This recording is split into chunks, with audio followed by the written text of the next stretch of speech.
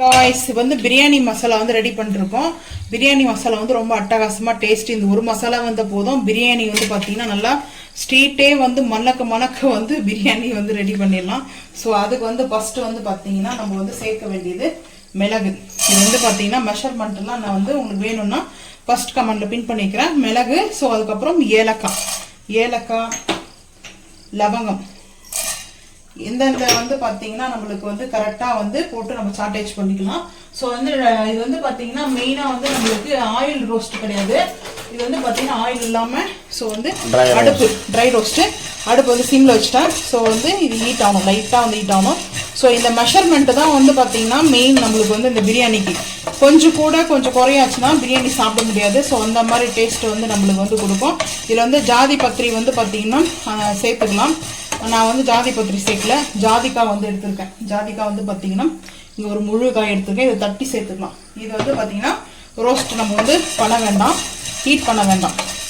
இது வந்து நம்மளுக்கு எப்படி ஹீட் ஆச்சுன்னு பார்த்து தெரிஞ்சுக்கிறதுக்கு வந்து பாத்தீங்கன்னா நம்மளுக்கு வந்து இப்படி இந்த மாதிரி நம்ம வந்து டச் பண்ணி பார்த்தாவே தெரியும். இப்போ நம்ம வந்து பாத்தீங்கன்னா டச் பண்ணி பார்த்தாவே நம்மளுக்கு கை பொறுக்கிற அளவுக்கு ஹீட் வரும்.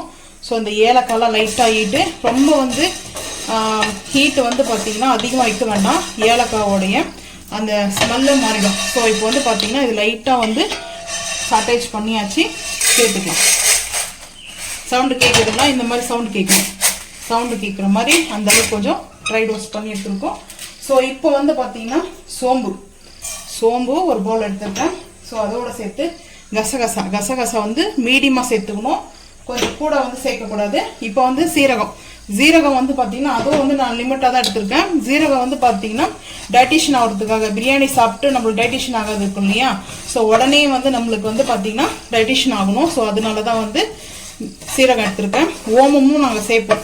அது வந்து பார்த்தீங்கன்னா கருப்பு இலாச்சி, ஏதாவது பிளாக் இலாச்சி இருக்குது, பிளாக் ஏலக்காய். ஸோ அதெல்லாம் வந்து தனி அந்த பிரியாணிலே மசாலா வந்து பார்த்தீங்கன்னா நாங்கள் வந்து டைப் ஆஃப் வந்து பார்த்தீங்கன்னா ஒரு 3 டைப் ஆஃப் வந்து பண்ணுவோம், 3 டைப் ஆஃப் வந்து பார்த்தீங்கன்னா செய்வோம்.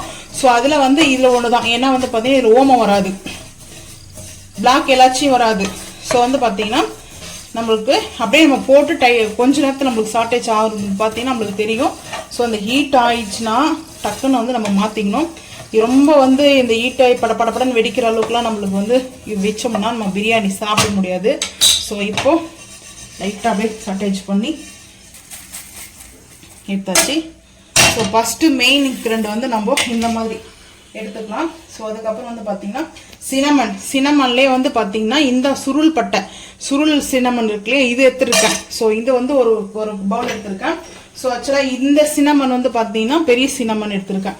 ஸோ இந்த 2 சினமனும் வந்து சேர்த்துக்கலாம். கரண்ட் வந்துருச்சு, ஹாப்பி. ஏன்னா இந்த மசாலா அரைக்கணும்னு நினச்சி கடலில் ப்ரே பண்ணிட்டு இருந்தேன். கரண்ட் வந்துருச்சு. பிரியாணி சாப்பிட முடியாது, சண்டே அதுவும் ஹாப்பி. ஸோ வந்து பார்த்தீங்கன்னா இதை சாப்பிட்டு வந்துடுறீங்க. ஸோ இப்போ இந்த சினமன் வந்து சேர்த்துக்கிறோம் இல்லையா, இந்த சினமனோட நம்ம வந்து பார்த்தீங்கன்னா பேலீஃப் வந்து நான் வந்து ஒரு 6 இலை எடுத்துருக்கேன் பெரிய சைஸில். ஸோ இந்த மாதிரி நம்ம வந்து கட் பண்ணி போட்டோம். ஏன்னா மிக்ஸி ஜாரில் போகிறதுனால, மிக்ஸியில் நம்ம மிஷின்லேயே போட்டால் கூட இந்த மாதிரி கட் பண்ணி தான் சேர்த்துக்கணும்.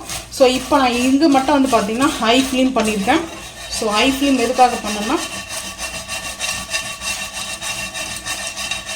அந்த சினமனுடைய ஸ்மெல்லு வருது. ஸோ ஹை ஃப்ளேம் பண்ணிவிட்டு நான் வந்து இப்படி வந்து பண்ணிக்கிறேன். ஸோ அப்போ வந்து கரெக்டாக நம்மளுக்கு வந்து ஈவனாக வரும் அந்த ஹீட் வந்து பார்த்தீங்கன்னா.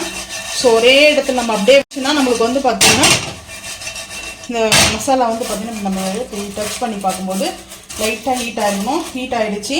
ஸோ இப்போ வந்து பார்த்தீங்கன்னா சேர்த்துக்கலாம். புகை வருது பாருங்கள், கருகக்கூடாது, எதுவுமே வந்து கருகக்கூடாது.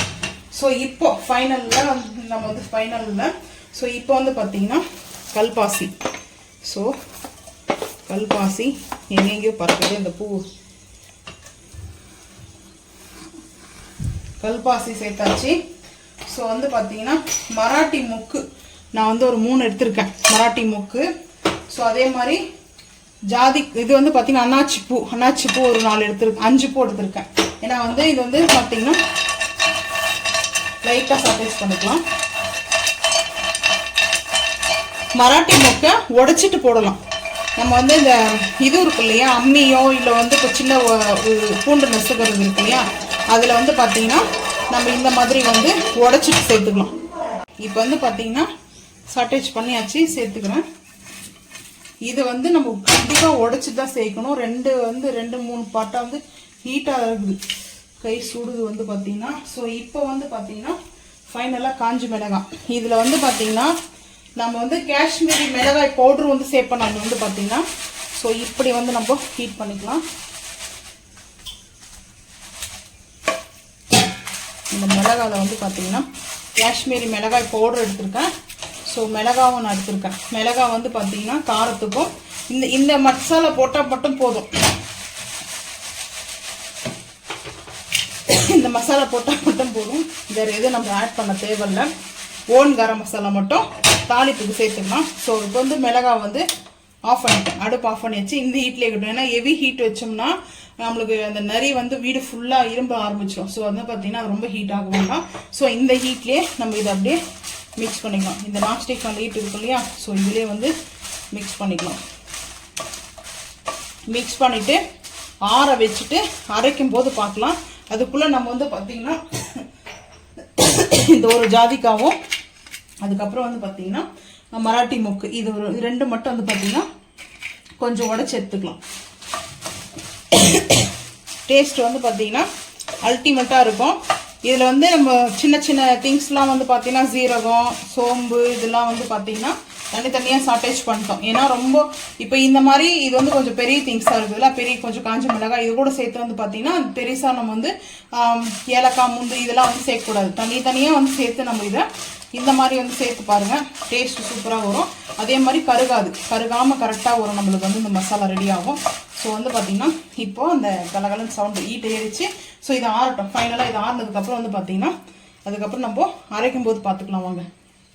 இப்போ இது வந்து பார்த்தீங்கன்னா நம்ம இடித்து வச்சுருக்கிறதுல வந்து பார்த்தீங்கன்னா நான் இவ்வளோ வந்து சேர்க்க போகிறதில்ல ஜாதிக்காய். ஏன்னா வந்து பார்த்தீங்கன்னா ஒரு 1/4 டீஸ்பூன் சேர்த்துக்கலாம் போதும்.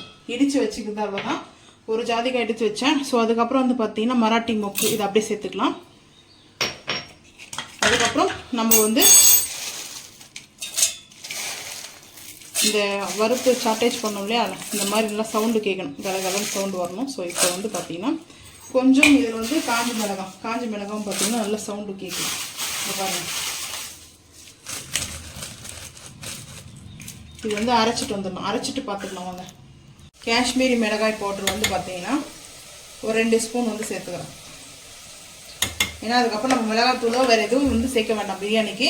அப்படியே பிரியாணிக்கு இந்த மசாலா மட்டும் ஆட் பண்ணிட்டு ஓன் கரம் மசாலா சேர்த்துக்கலாம், வேறு ஒன்றும் சேர்க்க வேண்டாம்.